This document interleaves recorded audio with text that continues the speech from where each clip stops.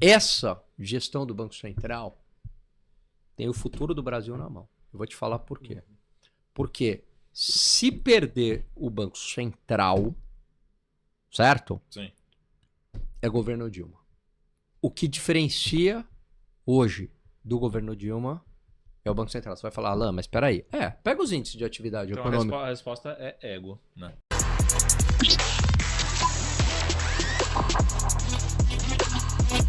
Fala, galera do fundo do baú, tudo bem, meus FDBs? Estamos aqui mais uma vez e hoje a gente tá para falar realmente de atualidade, né? Enfim, essas semanas aí estão sendo semanas, como no Brasil, muito bem conturbada. Na verdade, para a bolsa tá excelente e para o outro lado o bicho tá pegando, mas a gente vai deixar essa pessoa que veio aqui falar muito disso, mas antes, tem gente aqui que tá comigo sempre. Fala, Marcos Saravari, tudo bem? Ah, tô melhor agora, né? Chegou esse dia especial, gravação do nosso queridíssimo O Fundo do Baú. Já grande sucesso e hoje estamos aqui com nossa referência máxima em economia, política, né? Investimento internacional, Brasil, renda fixa e também, o que mais? E relacionamento... Não, e agora a novidade. Estamos estreitando as relações, né? Acho que vamos ter novidade pela frente. Ele já soltou um vídeo sobre isso, mas vai ficar muito mais amplo. Nosso amigo e agora, a gente pode falar aqui, né? Queridíssimo. Sócio Alan Gani. E aí, Alan Gani, tudo bem? Pô, prazer pelo convite. Essa introdução aí do Marcos Saravari, né? Tão generosa, faz com que eu volte mais vezes pelo seguinte, né? Porque a gente se sente bem com o elogio, né? Esse papo, as críticas, a gente adora. Mentira, ninguém gosta de crítica.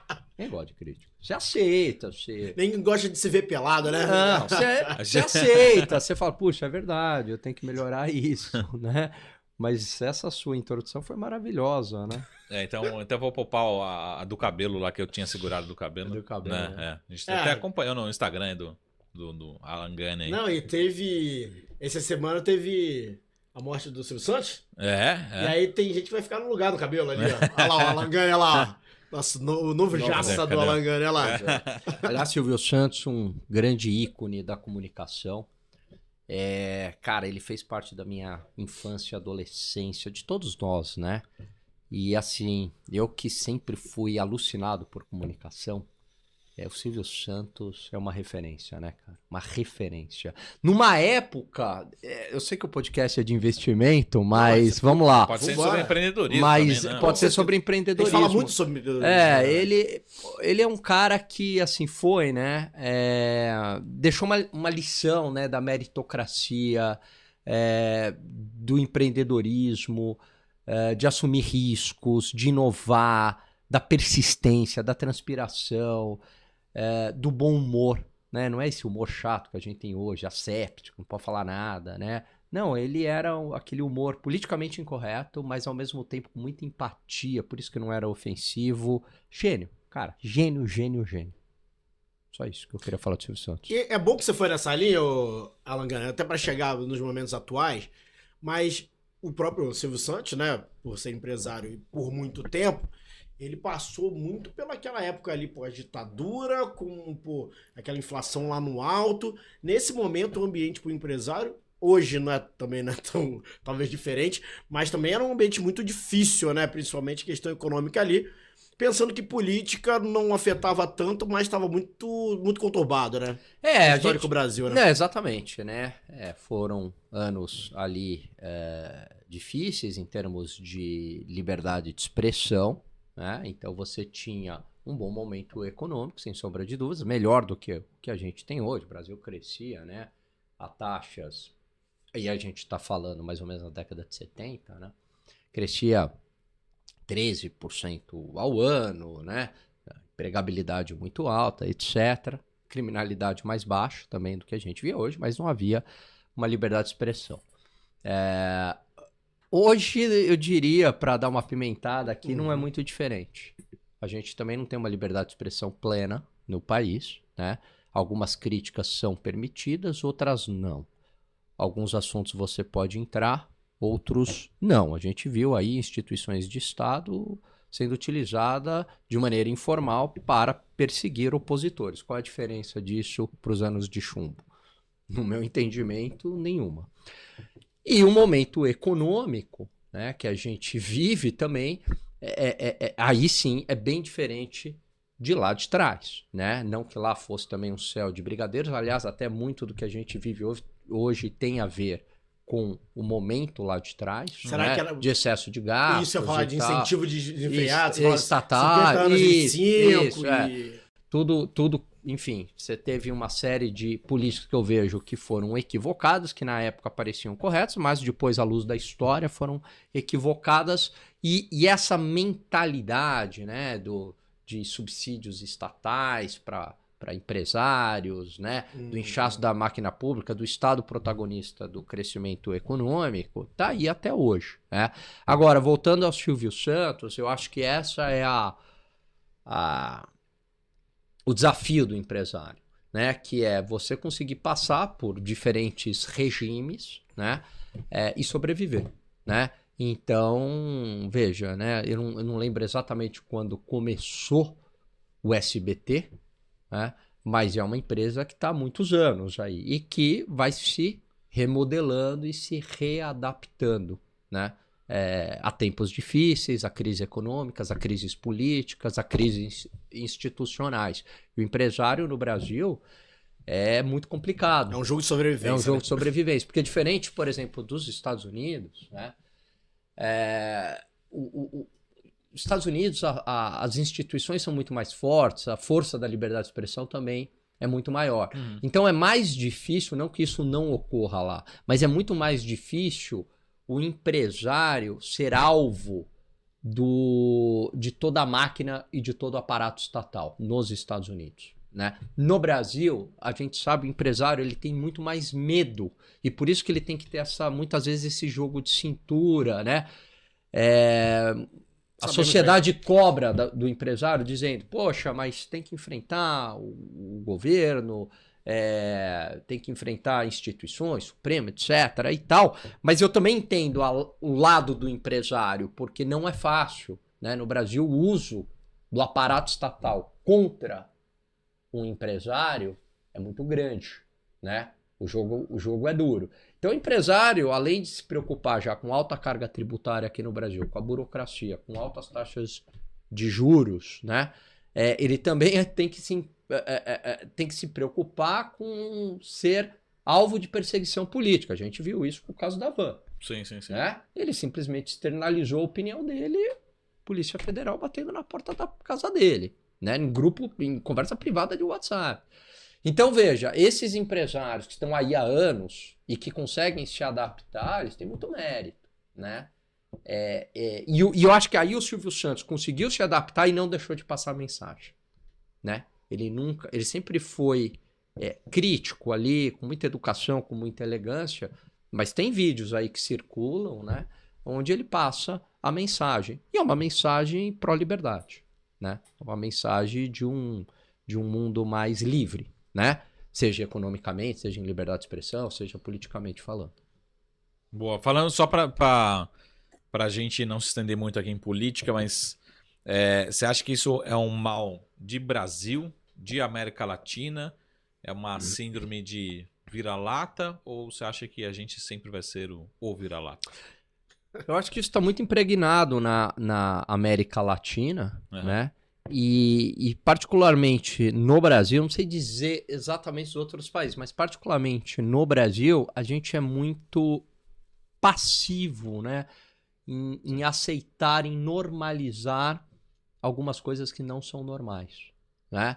Então a gente vai aceitando, a gente dá risada, a gente tem um estado extremamente inchado, cheio de privilégios, a gente tem alguns tipos de censura que estão ocorrendo e a gente começa a fazer piada. Tem o lado bom do brasileiro que sabe lidar com esse sofrimento, jogo de cintura e brinca, mas por outro lado também, nós enquanto sociedade, cobrando do Estado, eu acho que a gente cobra pouco.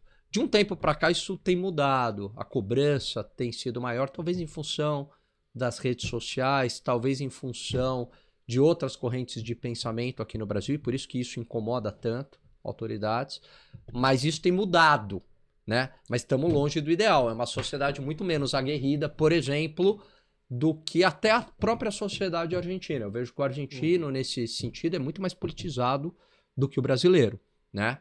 Não que lá também esteja uma maravilha, muito longe disso. Mas estou falando a sociedade, é mais educada, mais politizada, né? E aí, se a gente vai para os Estados Unidos, nem se compara.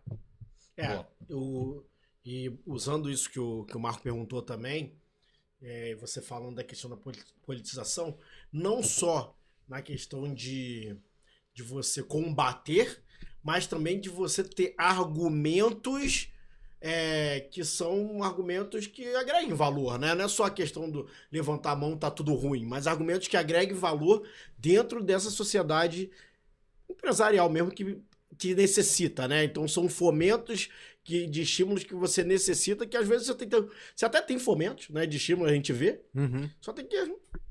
Quando chega no final não serve pra nada, na verdade, né? Tipo, dá no burro na águas, né? O problema que eu vejo é que, assim, a gente já se acostumou a pensar apenas em soluções que passam pelo Estado o tempo inteiro. Então você fala assim, tem um problema de saúde, tem um problema de educação, tem um problema de falta de infraestrutura, tudo, você perguntar para qualquer pessoa na rua, tudo você vai colocar o governo no meio. Então, nós não fomos treinados a pensar em soluções que não passem pelo Estado, porque o Brasil inteiro, ao longo da sua história, ele foi constituído com o protagonismo estatal, entendeu?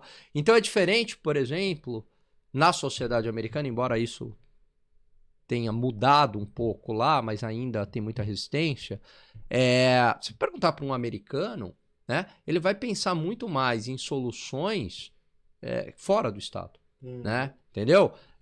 Os problemas são resolvidos, primeiro assim, você pega um problema, o cara mora lá numa determinada rua, numa vizinhança. Primeiro é resolvido em torno da vizinhança.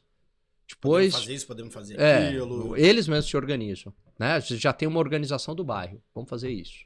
Aí depois vai para o município, vai para a cidade. Depois vai para o estado, depois vai para o governo federal. Entendeu? É muito mais descentralizado. Aqui não, tudo a gente já pensa em quem? Governo federal. O governo vai ser o salvador do Brasil. Tem um livro que eu gosto muito do meu colega, amigo Bruno Gachag, que é o Pare de Acreditar no Governo, porque que o brasileiro ama tanto o governo, mas odeia o Estado, alguma coisa assim, né? Então ele mostra essa contradição. A gente fica criticando o tempo inteiro o governo, né? Ou ame o Estado e odeia o governo, acho que é isso. Mas a gente o tempo inteiro critica o governo, mas quer mais Estado. O Gani, tem uma frase aqui de um amigo nosso que parece um brasileiro, mas é um americano. Conhecido como Milton Friedman. Tá. Vou ler a frase aqui dele. Esse cara é bom, hein? E aí ele falou Foi o seguinte... meu aluno. Os impostos transformam o cidadão em súdito, a pessoa livre em escrava e o Estado, nosso suposto servidor, em dono de nossas vidas e propriedades. Quanto maiores são os impostos e mais insidiosa a arrecadação de impostos, mais súditos e mais escravos nós somos do Estado. Eu escrevi um artigo, nossa, muito legal essa frase, um dos meus últimos artigos na Gazeta do Povo, que eu falo exatamente isso. A gente paga, né?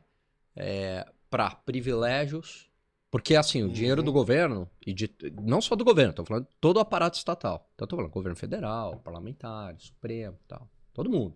TCU, todo mundo. A gente está sustentando todos os políticos, a burocracia, os tecnocratas, correto? Por meio de impostos. Na máquina pública, há uma série de privilégios e benefícios. Isso tem consequências no mundo real.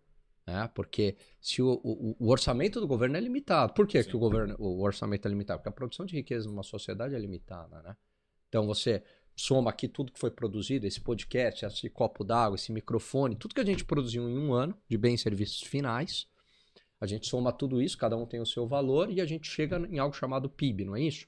Que equivale a quase 11 trilhões de reais. Vai lá o governo e tributa. Então o orçamento do governo é limitado porque a produção de riqueza numa sociedade é limitada. E não é suficiente tudo isso que ele tributa, 34% em cima disso. Ele vai lá e tem que pegar dinheiro emprestado da gente. E aí toda essa quantia é para sustentar uma série de benefícios, de privilégios, de altos salários, né?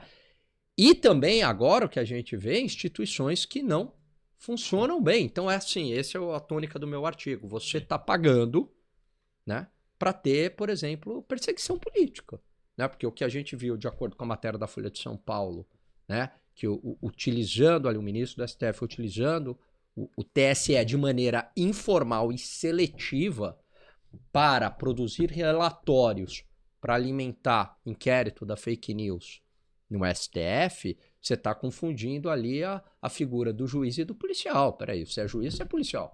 Você entendeu? Sim. E de maneira informal também, não foi feito, né? E até ali com alguns pontos, use a sua criatividade e tal. Então, peraí, eu, como cidadão agora, pagando para isso, falo, não, isso aí não é. Então eu acho que isso vai muito ao encontro do que você trouxe do Milton Friedman, que é quanto mais você paga e mais você alimenta esse Leviatã, né, mais esse Leviatã vai te picar, né, e vai se voltar contra você. Aí só para concluir, o Estado numa democracia ele foi feito para defender os excessos do Estado ou das autoridades contra os indivíduos e não utilizar do aparato estatal, porque quem está no Estado tem poder. Alguém está no Ministério Público tem poder. O ministro Supremo tem poder. Um policial tem poder. São pessoas de Estado. Mas esse poder não pode ser utilizado de forma a intimidar e perseguir indivíduos. É o contrário. Você tem o poder para proteger a liberdade de expressão, a liberdade política dos indivíduos. E essa lógica tem se invertido no Brasil. Milton Friedman, gênio. Muito bom. Só pra gente colocar aqui, é esse livro aqui, ó? Pare de acreditar no governo. Porque os brasileiros não confiam nos políticos que amam o Estado. Eu errei o subtítulo, mas esse livro, mesmo. Maravilhoso esse livro. Paulinho, aliás, você consegue fechar aqui no livro aqui? Abre aqui, Você consegue fechar aqui? Tem um livro já, acho que é de 2015 que o Garchagen escreveu. Agora tem um outro livro, né? Tem um outro livro que eu recomendo muito, que tem muito a ver com que o Friedman, essa provocação do Friedman, que é o seguinte: a classe política toda do Estado, burocratas, tecnocratas, políticos, etc., eles vivem do nosso dinheiro. A gente que está produzindo aqui, eles vivem do nosso dinheiro. Mas as decisões primordiais da sociedade não são tomadas por quem produz. Somos nós. Né? E a tônica do livro Revolta de Atlas é sobre isso. Eu não quero dar spoiler, mas monumental esse livro, da Ayn Rand. Esse livro é o livro, é a Bíblia dos Estados Unidos, praticamente. Esse livro é monumental. Atrás da Bíblia mais, na verdade, referenciado. Né? Não chega a ser lido. E a ideia é essa, peraí. A classe quem produz tem muito valor e que deveria tomar os rumos da sociedade e não ficar sustentando uma classe de privilegiados e que muitas vezes tomam decisões contrárias aos interesses da sociedade. Quer falar de investimento? Muito bom. Mas antes de falar de investimento, que aí o assunto vai indo aqui, assim. Política. Até porque isso tem muito a ver com investimentos, né? E eu vou fazer o gancho.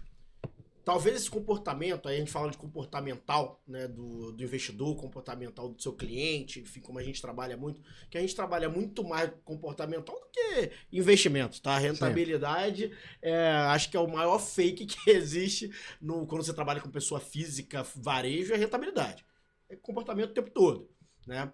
Tem um livro até muito bom, que aí tá indicando o livro aqui, que o Marco também gosta muito, que é o Psicologia Financeira, que, pô, para mim é um livro que todo mundo tem que ler. Quem trabalha com o cliente final em parte financeira tem que ler. É um negócio tão grande. Então, nessa linha, é confortável, mesmo você pagando, é confortável você ter um Estado que dá a norma, dá a diretriz. É porque você falou, a classe que teria que pegar, não colocar o poder, mas a classe que teria que pegar ali, que é a produtora, para poder dar o rumo da linha, às vezes o cara também, até por ter essa questão de pensamento no Brasil antigo, o cara não quer assumir também essa bronca, entendeu? Por quê? Porque provavelmente quando ele entrar nisso, as pessoas que estão ao redor dele vão ver ele como um líder, um marco, e vão fazer a mesma coisa que fazem com o Estado. Sim. Falar, então dá o nosso rumo aí. Porque essa questão coletiva talvez não tenha de você conseguir tomar decisões realmente para poder todo mundo ser responsável. Aí você entra no campo da responsabilidade. Por isso que eu entrei. Agora a gente fala de investimento. É uma responsabilidade realmente quando você dá a diretriz. Quando, por exemplo, o Marco dá uma diretriz lá no small cap, você dá uma diretriz em renda fixa, é uma responsabilidade que você está assumindo dentro desse canal. E hoje você tem uma dualidade nesse momento que nós estamos falando, que é a grande dualidade da bolsa subindo e os juros também apontando para cima também, num Brasil, né, que geralmente uma coisa ou outra, e aí o empresário fica mais ferrado ainda, que ele não sabe, que ele fala, bolsa subindo, e agora vão incentivar a gente, e os juros subindo, agora não vão incentivar mais não. Então assim, como que o cara se comporta dentro disso aí, na questão atual, né, aí, o investidor, o empresário, como é que se comporta nesse olhar desses indicadores hoje tão complexos pra gente? Como que o cara teria que se comportar? Eu sei que a gente fala de outra forma, mas como ele teria que ver isso, esse indicador? Bom, primeiro assim, né? Você sempre gosta de terceirizar a responsabilidade, porque o ônus da responsabilidade é muito grande, né? Porque é o ônus da decisão, né? E quando você tem o ônus da decisão, você tem dúvida, você não sabe qual caminho seguir, qual é o caminho correto. Então, as decisões são muito difíceis porque carregam incerteza. O ser humano tem dificuldade de lidar com a incerteza, com a dúvida, né? Se você fica com uma dúvida há muito tempo, você enlouquece, né? O que causa angústia, né? Ansiedade, enfim. Então é muito mais fácil você delegar. Só que também, né, você delegar, não acho que seja também a atitude melhor, né? Por quê? Porque você até pode delegar por falta de tempo, mas você tem que ter um mínimo de entendimento daquilo que você está fazendo. Então imagina o seguinte, né? Deixa eu fazer aqui uma comparação, né? Pensando aqui no investidor. Você vai ao médico, certo? Mas uma coisa é você ir ao médico sem noção nenhuma de saúde e você simplesmente vai acreditar em tudo que ele está falando. Certo? A outra coisa é você ter alguma noção de saúde, ler, se informar, vai ao médico, o médico te dá algumas recomendações e você fala, opa, mas espera aí, isso não pode gerar esse efeito colateral? Eu tenho, né?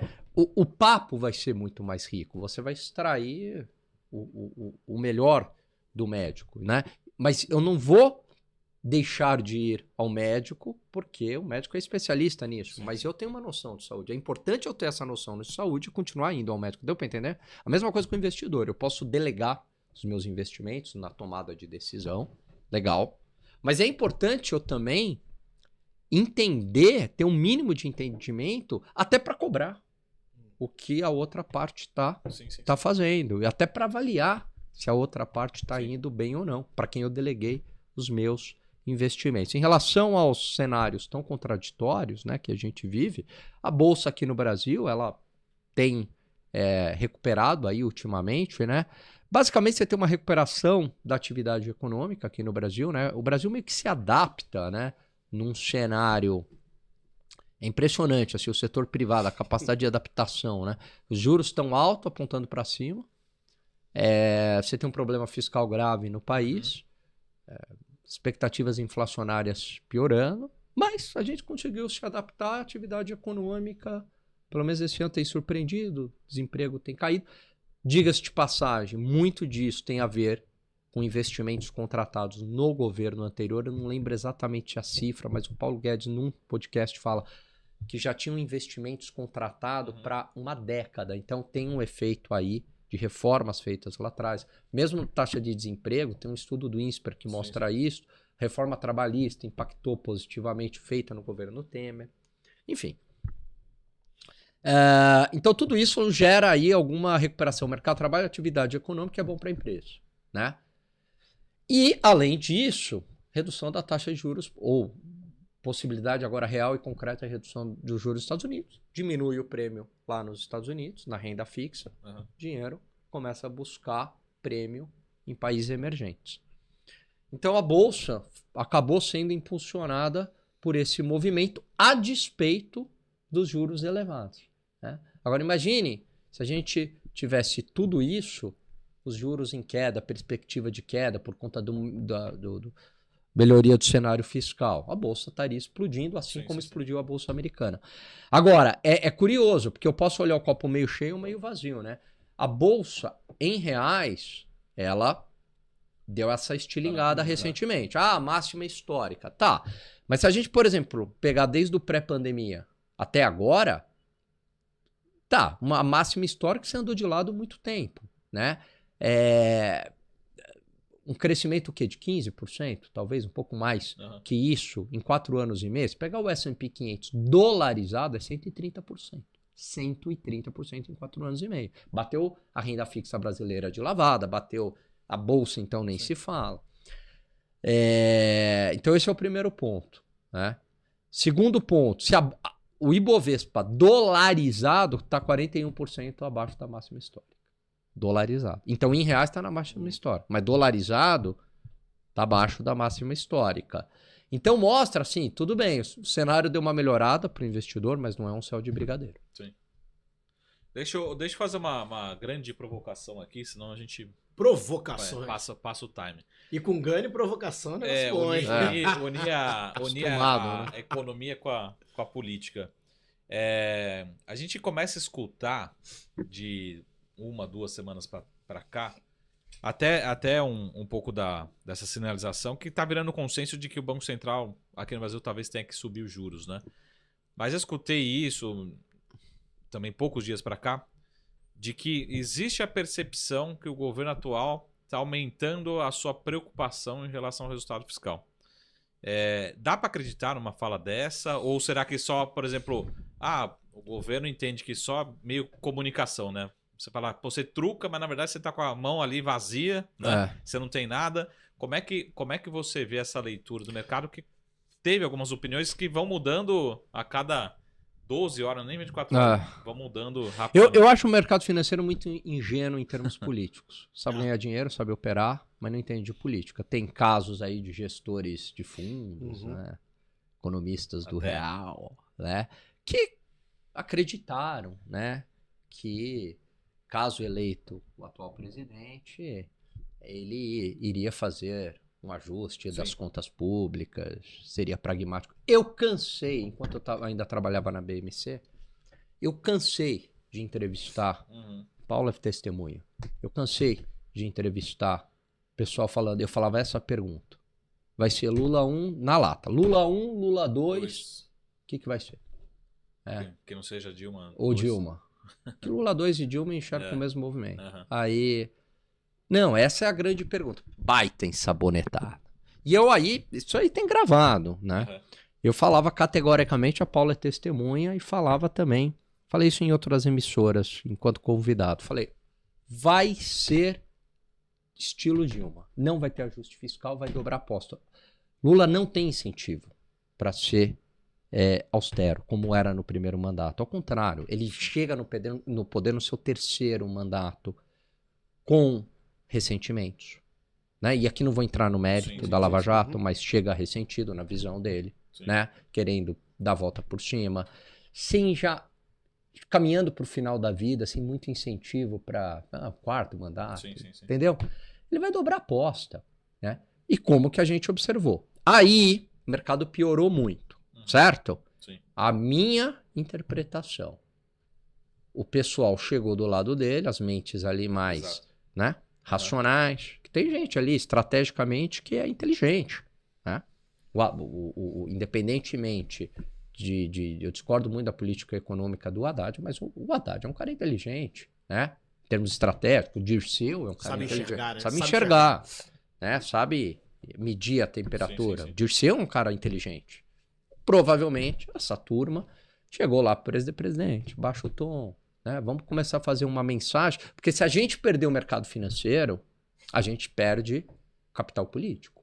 Por quê? Porque o mercado financeiro coloca no preço. Não é porque ele coloca porque é mal, porque ele age de acordo com o risco, certo? Então você fala assim, poxa, peraí, se as contas públicas vão piorar, se o presidente quer interferir no Banco Central, então Para eu emprestar dinheiro para o governo, eu vou cobrar mais taxa. A taxa de juros vai lá para cima. Não adianta o Banco Central reduzir a taxa, porque a taxa do Tesouro, quem determina é o mercado. Fala, para eu emprestar para o Tesouro, eu vou cobrar mais prêmio. O dólar, eu tenho dólar. Para eu vender dólar para você agora, Saravalho, eu quero 5,80. Não é isso? A Bolsa, eu não confio mais nas empresas brasileiras nesse ambiente de negócio. Começa a cair, você começa a colocar no preço. Quando tudo isso vai para preço, juros lá em cima, pega onde? Na atividade econômica, penaliza o emprego. Quando o dólar sobe, pega na inflação, não é isso? Porque os preços aumentam, o processo produtivo tem componentes em dólar. Aí a população, economicamente, começa a sofrer. Fala, opa, tá ruim, tem inflação, tem desemprego, não sei o que. Aí, vai para onde? Para política, é isso, governo. Sim. Entendeu? Então eu acho, e até o próprio Lula, do primeiro mandato, o Lula sabe disso. O Lula também, politicamente, do ponto de vista estratégico, é um cara inteligente. Ele sabe disso, né? Mas no terceiro mandato, ele acho que né, descuidou um pouco disso, se despreocupou com isso. Não vou mais ter esse cuidado. No primeiro mandato ele tinha. Vocês lembram? Porque ele era a primeira vez que estava sendo governo. Vamos agradar o mercado, a gente não pode perder o mercado. Vamos ganhar confiança. Que é a visão de futuro. Visão de futuro. A gente precisa ganhar a confiança do mercado para daí ter uma segunda eleição, ganhar, né? Tudo bem, teve todo lá o choque de commodities, não sei o que da China, né? Mas veja, do ponto de vista estratégico eleitoral, eles ficaram 13 anos e meio no poder. Não é pouco, né? Elegeu, reelegeram. Sim. E tudo bem, e voltaram. Claro, teve uma mão da justiça aí, né? Mas você falou um negócio legal que assim, o mercado é ingênuo em termos políticos. E aí depois, na explicação, você fala da questão... E eu tenho uma tese, tá? Porque que é ingênuo em termos políticos. Só fechar aqui. Lá. Na explicação você fala a questão do que o mercado precifica, aí sim precifica, porque é a parte dele, os preços. Então é bom ou é ruim ele ser ingênuo? Porque às vezes é bom porque o cara precifica certo o preço, né? Se o cara fosse mais malandro, vamos dizer, politicamente, talvez ele podia induzir uma precificação. Uma boa pergunta que você fez, mas eu acho que é ruim, porque às vezes você pode... Perde time, você pode simplesmente comprar uma narrativa, confiou simplesmente em palavras e a realidade está te mostrando outra coisa. E levar todo mundo para aquele lado dessa... Eu vou dar um exemplo. Agora baixaram a temperatura, críticas, tem alguma sinalização do lado fiscal. Vocês realmente acreditam, de fato, que o governo está comprometido em enxugar a máquina pública, gasto, enfrentar reformas duras, que vai resolver o problema fiscal do Brasil? Uma segunda reforma da Previdência, reforma administrativa para valer? Vocês acreditam nisso? Né? Eu acho que não. Então, mas é o discurso que começa a se vender para acalmar. O mercado compra muito fácil. Lula pragmático. E aí por que eu acho? Porque a maioria assiste os mesmos canais, né? Então você tem ali uma opinião muito pautada pela mídia, pausterizada, né? Com algumas exceções que você tem aí canais mais críticos, mais independentes, né? Com comentaristas com outra visão. Então, o mercado vai todo mundo, né? Vai assistindo os mesmos programas, vai formando a mesma opinião. Tanto é, Saravalho, você entrevista algumas pessoas, todo mundo tem a mesma opinião. Entendeu? A mesma visão. Todo mundo agora, não, o mesmo discurso. Eu falo, eu quero algo diferente. E a outra coisa, você estuda muito economia, é verdade, né? Tem pessoas no mercado que estudam muito economia, não sei o quê, estuda, lê livros lá de mercado financeiro, tal, leu lá o Peter Lynch, aliás, excelente o livro, tal, leu o Howard Marks, ótimo, tal, legal. E de política, né? E de livro de estratégia política e dessas questões políticas, né? Não, chato, serve pra nada, não sei o quê, entendeu? Só que as decisões econômicas que afetam o mercado são tomadas por seres humanos, e seres humanos estão dentro de um contexto político, entendeu? Por isso que você é um cara assim. Fiquei nervoso. E você é um cara assim. Até nervoso. E você é um cara assim. Porque eu defendo muito essa formação holística da pessoa, né? De uma formação global. De você concatenar assuntos diferentes, entendeu? O Ortega y Gasset falava muito sobre isso, né? No Rebelião das Massas. Quer dizer, aliás, o fenômeno, rapidinho, só para fechar da ingenuidade do mercado, ele fala o seguinte no livro dele, que é uma das melhores mensagens do livro. Ele fala, o fenômeno do homem massa, né? Isso lá no início do século XX. Fala, olha, qual que é o problema? O especialista, ele é muito bom no que ele faz. Aham. Ele é muito bom. Só que muitas vezes, por ele ser muito bom no que ele faz, ele acredita que ele é bom em todas as áreas. E de certa forma as pessoas também validam isso. Então ele começa a opinar sobre tudo. Começa, né? Como especialista em uma área... Porque ele é muito bom naquilo, ele é muito bom como gestor de fundos. Uhum. Ah, mas eu sou pica das galáxias em gestor de fundos, eu vou opinar sobre política. Eu manjo de política. Eu sei como que Eu sei como é. E começa a falar de política. Aí que ele escorrega. Entendeu? E é o que o Gasset falava. Lá atrás ele falava isso, que faltam pessoas com a capacidade... Fala, não é que o mundo tem que ser só de pessoas assim. Lógico que vai ter especialistas, mas hoje faltam pessoas que concatenam tudo. Polêmica então. Polêmica. Então. Então, antes da sua. Mas, então, essa pretensão, como você mesmo falou, de empresário, que às vezes o cara é bom pra caramba, querer entrar na política, como a gente vê até algumas prefeituras, é um negócio complicado? De empresários querendo entrar na política? Primeiro, eu acho que empresário... Sem saber, né? Não, vamos lá. Empresário querer entrar na política, eu acho saudável de ter essa vocação de querer melhorar o país. Ótimo, acho muito legal. Mas usar como se fosse uma empresa. O cara fala, São Paulo agora... Não, aí que tá. Aí é o erro. Aí é acreditar que o mundo da política é igual ao mundo empresarial. E aí é a falta de leitura e é onde geralmente eles escorregam. De achar que, igual numa empresa, que você vai chegar, você tem lá um time muito bom, em um dia, né, Pedro? Não, você tem que fazer isso, vamos produzir tal vídeo, né? Vamos soltar tal relatório. Pá, pá! Né? Aquela produção inicial, tudo rápido. Pega fomento. Todo mundo comprometido. Não é assim que a coisa funciona, né? Então, às vezes, é uma ingenuidade por você não conhecer do assunto. E é onde todos escorregam, né? Porque daí você vai lidar lá com as raposas, né? Você vai lidar... Você acha que é fácil você negociar com o Arthur Lira? Né? Sarney, pô. Com o Sarney. Se é fácil você negociar com o Renan Calheiros, é fácil você negociar com o Rodrigo Pacheco, é fácil. São pessoas muito, do ponto de vista político, muito articulados, preparados para aquilo, né? Você vai negociar... Então não é simples, você tem que entender esses meandros aí da política, né? Boa. Deixa eu fazer minha provocação aqui, que agora é política, mas não é política, chama política monetária. E aí, 4 alternativas, né? Política monetária no Brasil, né? Mas também a última opção é nenhuma das anteriores. A primeira alternativa é uma decisão técnica, né? Alternativa B, uma decisão política. Alternativa C, teoria dos jogos. Alternativa Boa, D. essa aí. Alternativa D, um jogo de ego. Olha, a C eu nunca tinha pensado em teoria dos jogos. Eu acho que primordialmente é a técnica, mas tem a ver com teoria dos jogos também, né? De que você toma uma decisão baseado na expectativa de como que o outro vai reagir. É o momento que a gente esteja vivendo, né? Se analisar assim, ó, tá aberto lá o aumento. É um pouco teoria dos jogos, como que vai reagir, né?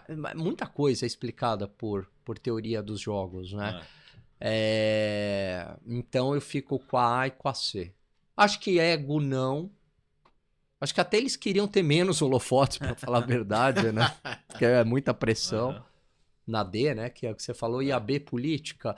Teve momentos da nossa história durante o governo Dilma que supostamente, é o que todo mundo fala, o Banco Central agia politicamente, né? Sofria interferências, aí essa era a leitura do mercado, né? Porque a inflação subia, a taxa de juros diminuía. Lembra disso? Sim. Inflação 6,5% e de maneira artificial, porque se represaram preços administrados. E a taxa de juros chegou, acho que a 7,25%, a Selic, né? E aí, evidentemente, que a realidade se impõe né? Em algum momento, e aí a inflação veio, o Banco Central teve que subir a 14,25 e ficou assim um bom tempo. Então eu fico com a A e com a C. Técnico e teoria dos jogos. Teoria dos jogos não deixa de ser técnico, né? O cara sabe jogar o jogo. Né? Não, porque você tá baseado, você toma a tua decisão baseado Isso. e é racionalmente Sim. na expectativa do que como o outro vai reagir. Mas você concorda dessa teoria de jogos que estão falando, por exemplo, pô, não, o Banco Central está sinalizando aumentar o de juros, porque isso pode ser uma sinalização para Selic agora, curto prazo. Aumenta, mas a curva de juros longo, ela cai. Nessa teoria dos jogos de que continua um Banco Central austero, independente. Pode ser, difícil dizer, né? Assim, de fato. Ajudaria ou não o Galípolo? Não, de fato, acho que se o mercado, se o Banco Central sinalizar um possível aumento da taxa de juros agora, né? Eu acho que lá na frente, a curva longa, né, para as taxas de juros para períodos mais longos, ela acaba diminuindo. Só para explicar aqui para o pessoal, né? Quando eu falo na taxa de juros longa, eu estou falando da taxa pré-fixada de hoje para um vencimento em 2035, por exemplo. Essa taxa de juros, 2035, quase 10 anos, né? 9 anos e meio. Essa taxa de juros pré, certo?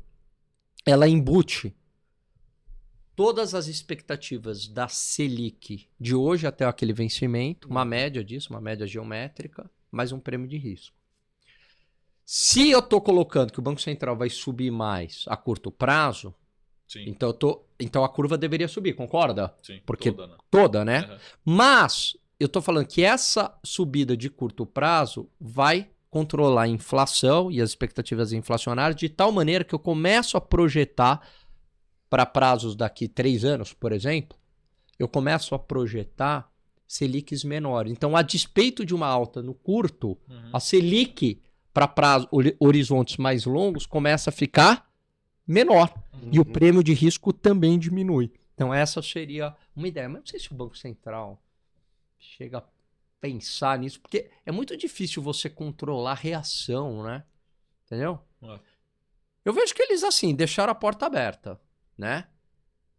Agora, se vão dar ou não, tá parecendo os Estados Unidos, se corta ou não, né? Se corta ou não. Mas é o mesmo dilema, porque também subir os juros tem todo um ano de uma recessão, né? E aí você não, voltando pra alternativa B ali, que você falou que não mas eu gostaria que fosse um pouco, pelo menos, né? Que é a parte política. Mas você acha que você tem, não somente política como a gente conhece, mas você acha que tem um ambiente político, assim, Estados Unidos reduzindo os juros, o Japão deu aquela lambança, aquela pancada. Entendi.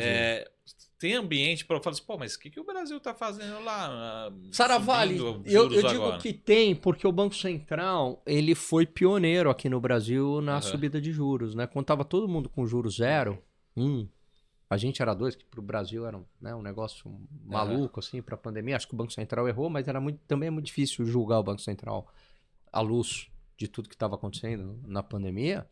O Banco Central subiu rapidamente, mas foi o primeiro. Tanto é que o Campos Neto ganhou o prêmio por isso. Sim.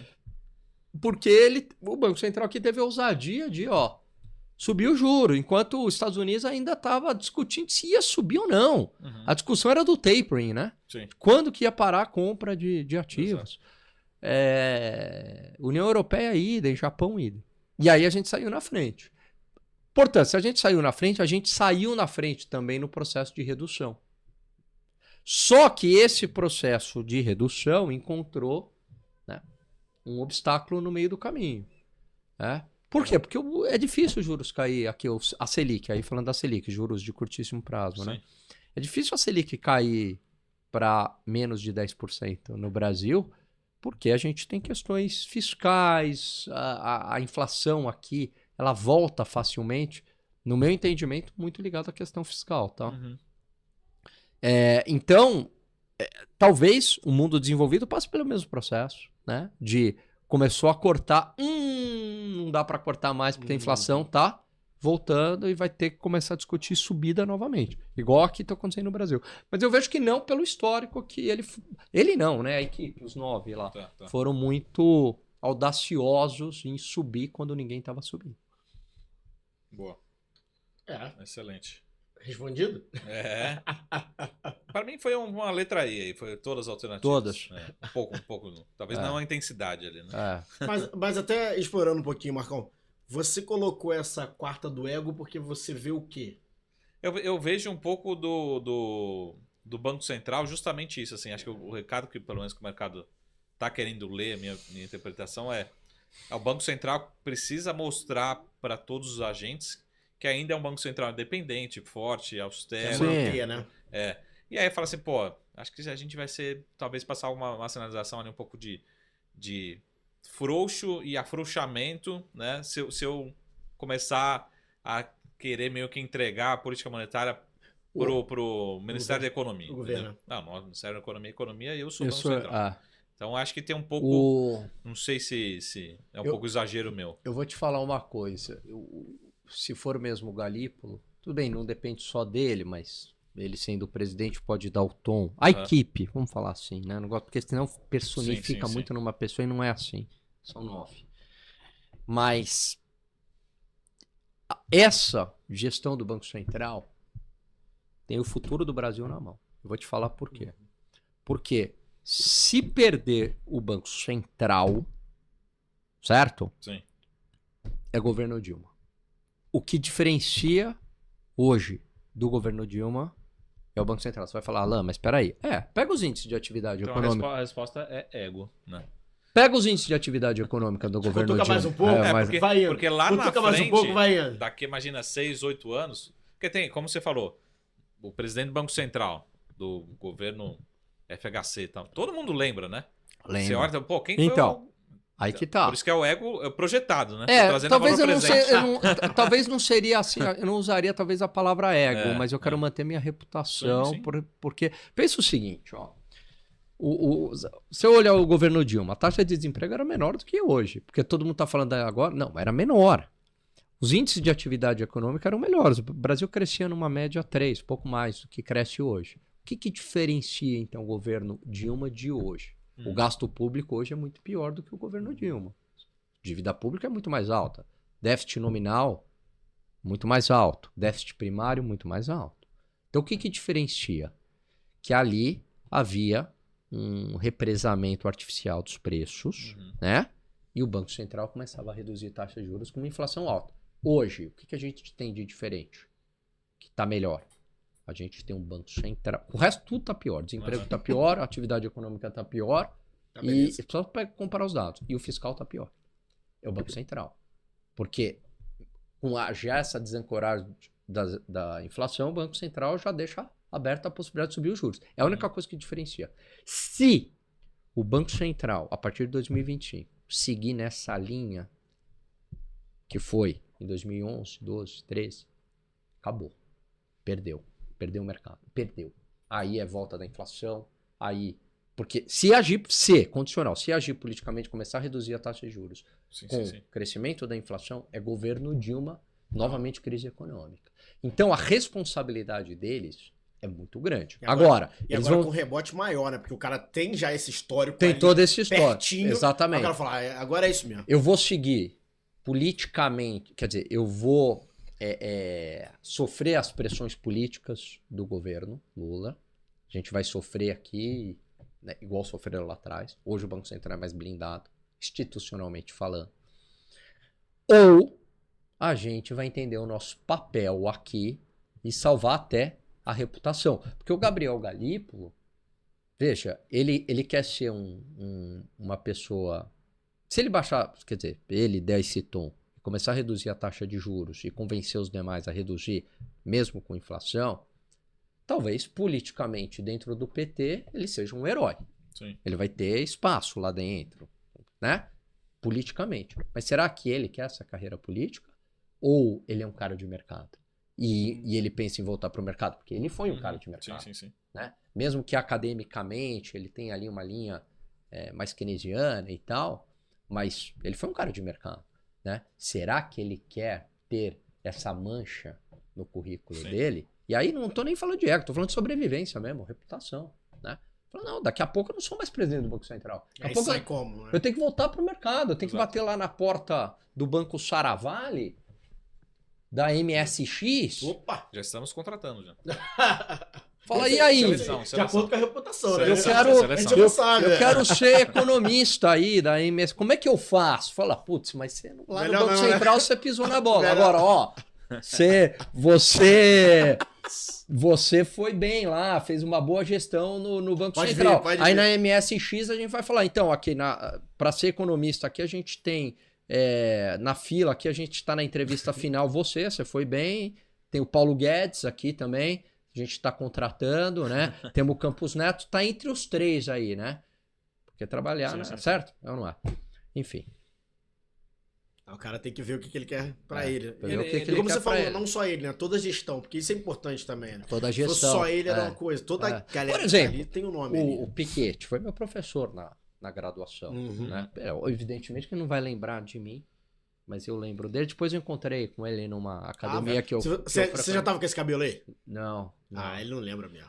Com esse Era cabelo mais não tranquilo, teria né? como. Não teria Não, como. mas não. ele- Até porque você fez 3 vezes a matéria Mas dele. ele. Mas ele.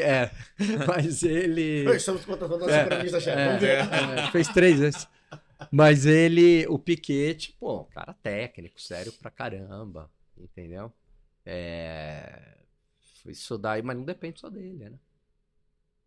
Cara de econometria manja muito, assim, né? Dava aula de econometria. Né? Ele teve passagem pela FED, depois ele foi pra GV. Agora nem sei se ele ainda tá vinculado à GV, né? Tá? Não sei. Não, eu não tive com ele, não. Mas Preciso pra confirmar. você, então, Gani, pelos nomes que estão lá, tá? Você conhece, você mesmo falou.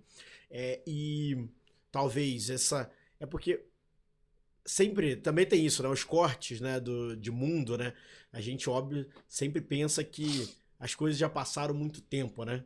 Só tem que, 2014 foi ontem, Sim. né? Da Dilma aí. Sim. Por estar muito próximo também isso, por esse olhar. Você acha que agora os caras conseguem, não só o Galípolo, mas todos ali, conseguem segurar um pouco isso e falar, vou ser mais independente, que esse é um caminho. E aí a gente entra num ponto que a gente conversa muito aqui, principalmente quando vem os gestores, que é a questão pro Brasil, em algum momento, e aí independente, politicamente, economicamente, algum momento começar a ir num caminho de crescimento, você tem que ter, em algum ponto, a quebra política, no sentido de você passar Sim.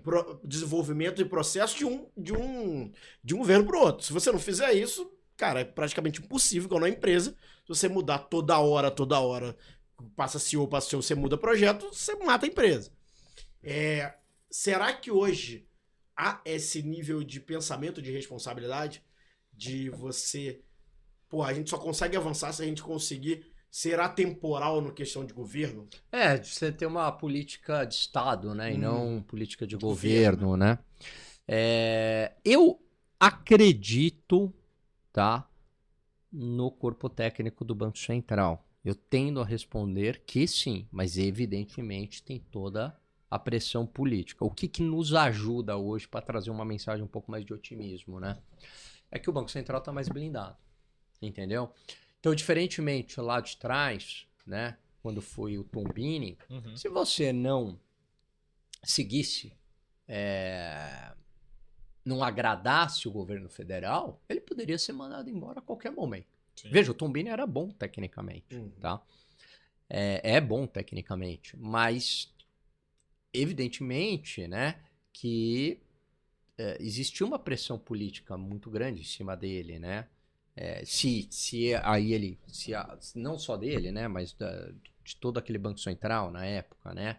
E aí a tese do mercado que acabaram, a gente nunca vai saber, mas que acabaram comprando, cedendo a essa pressão política, né?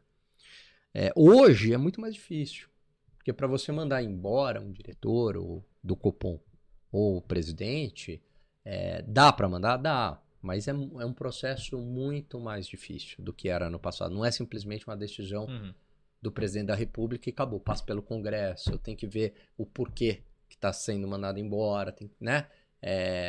Tem toda uma avaliação, desrespeitou de fato o cumprimento de metas inflacionárias. Então não é tão simples. Então talvez por essa blindagem, né? E até pela convivência com os antigos diretores muito técnicos, tem a Fernanda, que é muito técnica, Fernanda o próprio Campos Neto, né? E outros que tiveram ali, né? Talvez essa convivência com eles também eles começam ali a entender a importância. É muita responsabilidade que eles estão na mão. É muito. O futuro do Brasil vai depender se eles vão ceder a pressões ou não. Porque se ceder a pressão, virou o governo Dilma. É isso. Essa é a minha mensagem. Deixa eu só encerrar com o ping-pong, mas o ping-pong vale a explicação, esse ping-pong aqui. Não é um ping-pong com... Tá. Vale bola de efeito? Vale. Bola de efeito. Eu vou tentar ser o mais breve, mas tá, pode abrir um pouco. A pergunta que os especialistas aí do Twitter sempre falam, né? Banco Central americano erra ou acerta em manter, até esse momento que a gente está gravando esse podcast, em manter política monetária restritiva nesse atual patamar? Ou tá tarde, ou demorou para baixar, ou enfim. Erra ou acerta? Acerta. Aqui vale um... Olha o porquê, né? É bola de efeito agora. Acerta porque você tinha sinais claros de que a inflação não estava desacelerando na velocidade desejada. A inflação ficou persistentemente alta ali na casa de 3 e não cedia no acumulado 12 meses.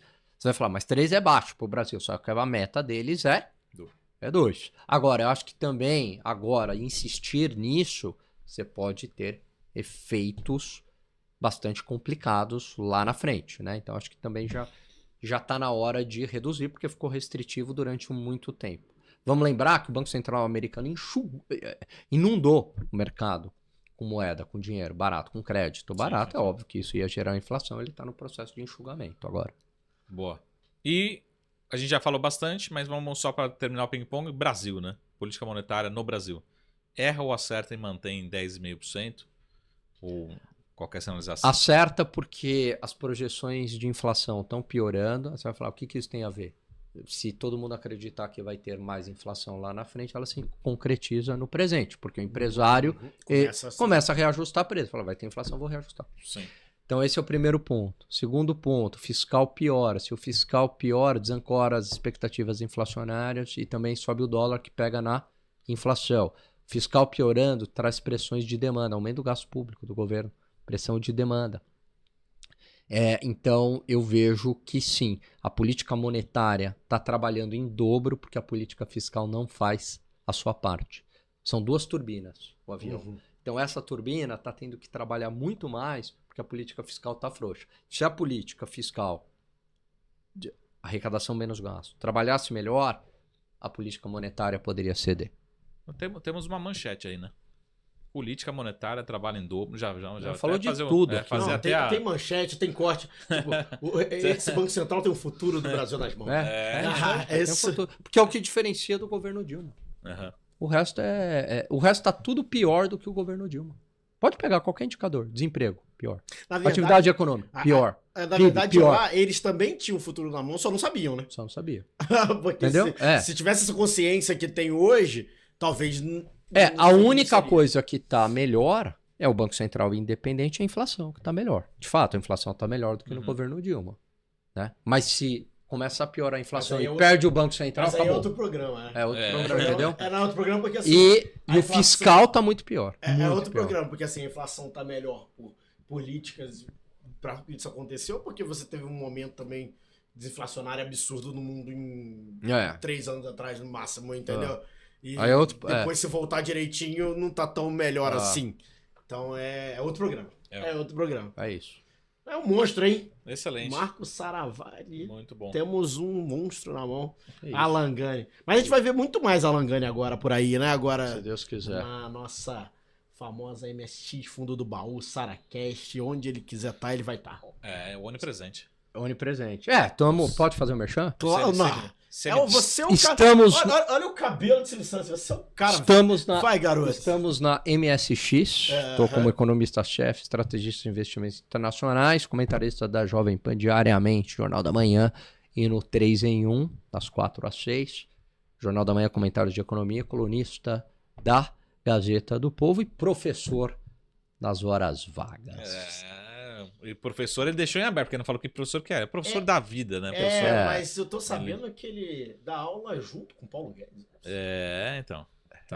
Então eu não vou, assim, como são algumas instituições que eu dou aula, se eu falar não precisa.